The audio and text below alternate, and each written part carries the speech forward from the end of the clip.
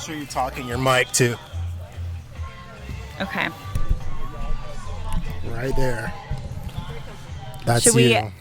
name our podcast? Because I think we should continue to do this. You want to keep talking to me on camera?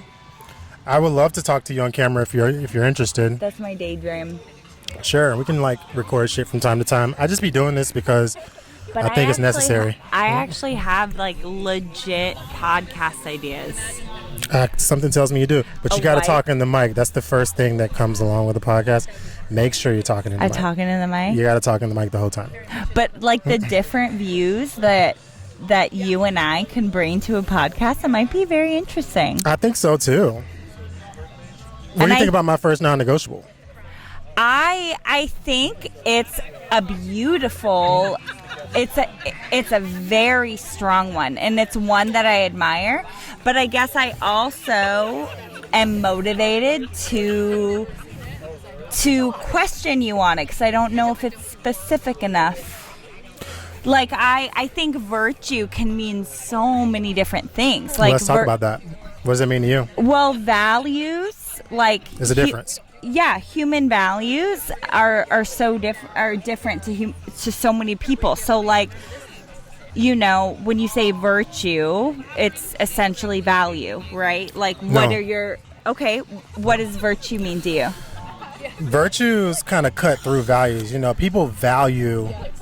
We can value cow shit, but that doesn't necessarily make it virtuous. I'm talking about human values. So right. Every person has their own, what are their values? Right, but that changes with cultures, right? And that changes. Oh, it changes with cultures. It changes with time. With human people. It changes. It changes. And people value different things. What's the difference between virtue and value? A virtue is something like courage, honesty, those words humility. To me, those words are easily very empty. You ever had to employ courage to address a situation that nobody wanted to address? Yeah. But I think they're easily empty unless you know what you want those words to mean. Absolutely. I think courage is so easily flown around, courageous. Are you courageous because you fought for your country, or right. are you courageous because... You know what I mean? So, what is... And that's when I am trying to challenge you of, what does virtue really mean to you? So, when you see a girl and you say she needs to be virtuous, forget what virtuous might mean. Yeah. What is... just dig a little deeper, dig in your brain. When you say virtue, what does that really mean that a woman needs to be virtuous? What are you really looking for? What are you really looking for? Dependability. Okay. Someone who's dependable. Ooh. Okay, so virtue you can't depend on anybody who isn't virtuous. Okay, when you say virtue, then what you're really saying is loyalty? That could be considered a virtue, but... So a woman that's not going to... More or less a value. Yeah. A woman that's not going to bounce on you. A woman that's not going to... Yeah. Do something harmful or, Yeah. Someone when she gets mad, she betrays you. Yeah, totally. Cares about how her actions affect you. And has some form of accountability to something beyond human life. Okay. Those are two separate things, I feel like. That's why I talked about believing in something, too. Okay. Because you think those are interchangeable? Yes, That's absolutely. interesting. Especially when you talk about, Christian angelology. Okay. Mind you, I'm fundamentally a Christian, but I'm more of a neutral convener of different faith systems than anything. I was raised Roman Catholic. Nice. Well, let's talk about Christian angelology, right? In Christian angelology, in the second triad of the ninefold celestial hierarchy are virtues. Virtues are the pathway through which our powers take form and our dominion materializes on earth. I feel like you and I would have a whole nother super powerful episode about religion. We could talk about religion. I know, but that's not what I want to talk about. We can't get off track. Let's say, would you date a woman that wasn't Christian or didn't believe in your version or your take on God? Is she virtuous? Okay, right. That's the question. Can you be you can be virtuous without being Christian? Absolutely, I agree with that. Actually, I actually take people into places of worship and facilitate dialogue about what it means to be a neighbor in places. Matter of fact, last one I did was at the synagogue with the Jews, and I took Muslims there, I took Buddhists there.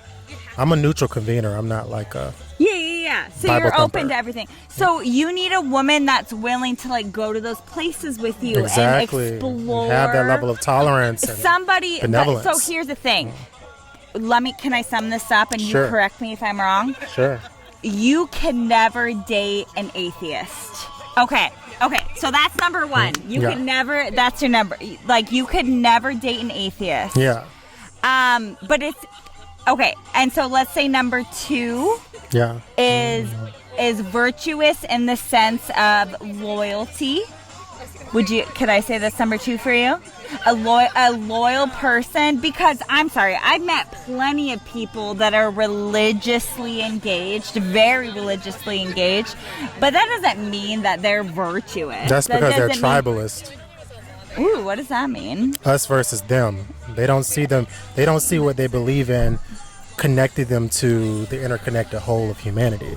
They see what they believe in as something that silos them into a us versus them dynamic, and then they end up in an echo chamber of their own An confirmation echo bias. chamber. That's a very I'm a psychology major, so that is something I'm very familiar It's an with. echo chamber. Yeah. I'm not into that. So I Okay. could never be with one. I can never be with one of those zealots either. yeah. They would never understand me. Matter Somebody of fact, open-minded. they have the open-minded. I went to churches in Tacoma, like attempting to connect with the religious leaders about the mental health services we have there. They wouldn't even talk to me. Can I do this? Sure. The pastors, these Christian churches wouldn't even talk to me. Why? I know. Think about that.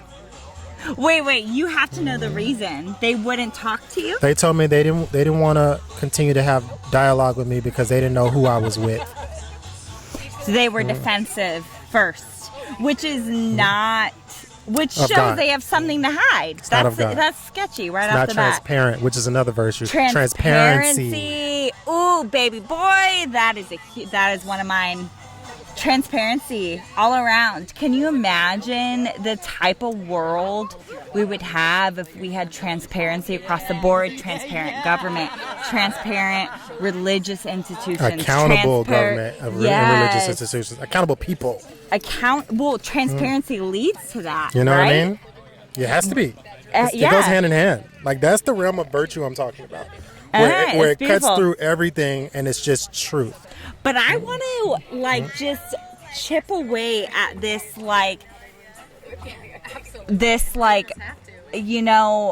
for the people person, and I just want to get to the the more intimate side of you and be like, okay, so but I get like your thing. So I think that's important. Do you have somebody that can match your level? You don't have strict rules.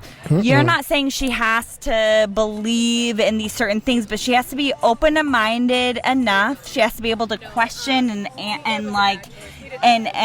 Engage in dialogue with a diverse array of people absolutely. I think that's beautiful. and speak to the life and the love in people. Okay, And- and so number two, let's go to number two, though. Okay. I feel like I labeled number two for you, but what would you say number two is?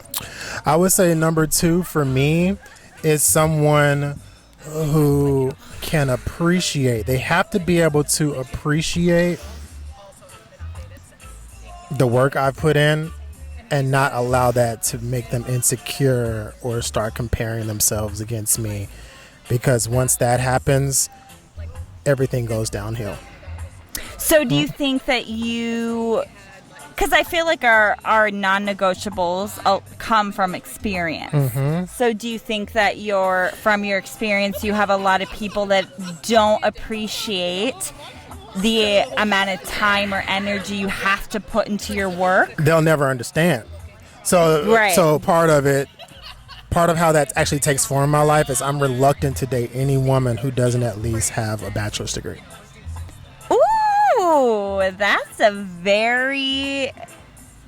I mean, I'll admit, there's that part of me that kind of wants to judge. I tried. Yeah, there's a part of me that kind of wants to judge that. and be like, that's a very judgmental view. But then there's this other part of me that's like, you've come to that decision through experience. They will never understand what it's like to walk to class in the rain with $5 in your bank account. Just betting on the fact that what you get out of this is going to set you up for sustainability and capability in life. So how is that reflected into your relationships? They don't have a reference point when it comes to me. Like, they don't really know what it took. They just see where I am. They see the shine. They don't understand the grind. So what starts to happen? They start to get kind of jealous sometimes. Like, of what? Oh, he's got it so easy now.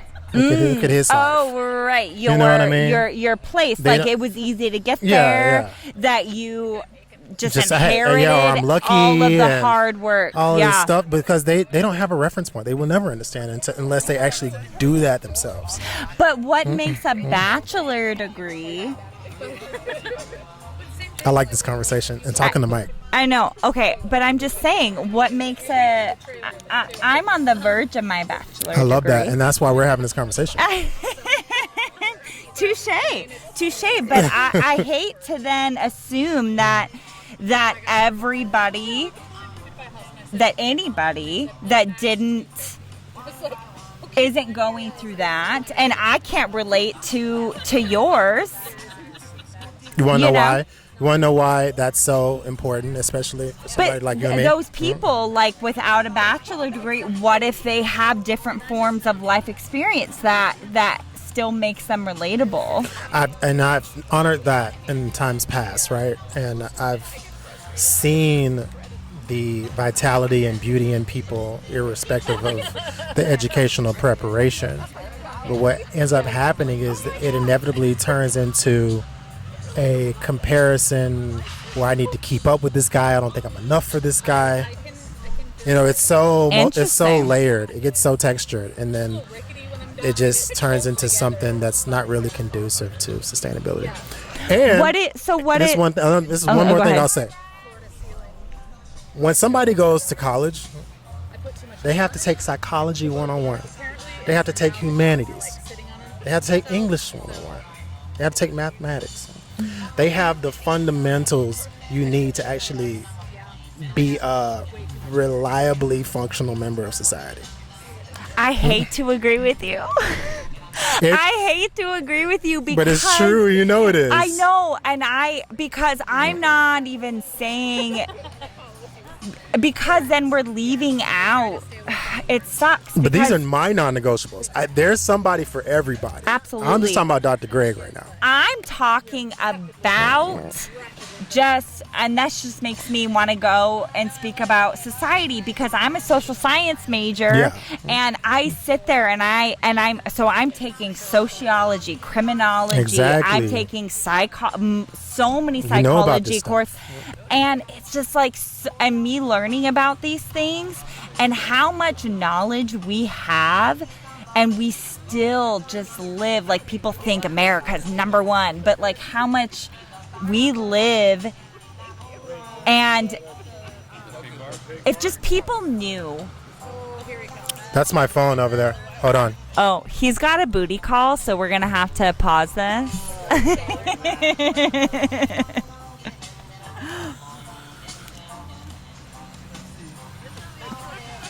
I'm not answering this right now. He's not answering his booty call. That's on camera.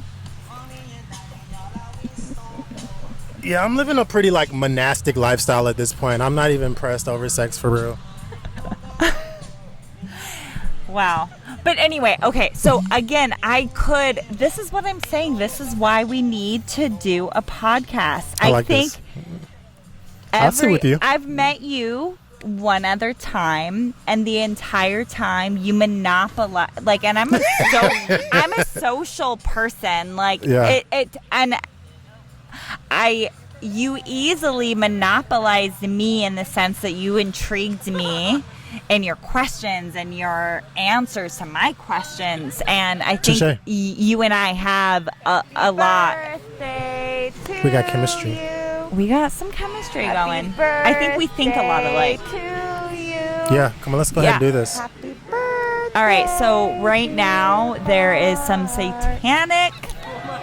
Give him commentary. Give him commentary. We're putting it on the podcast.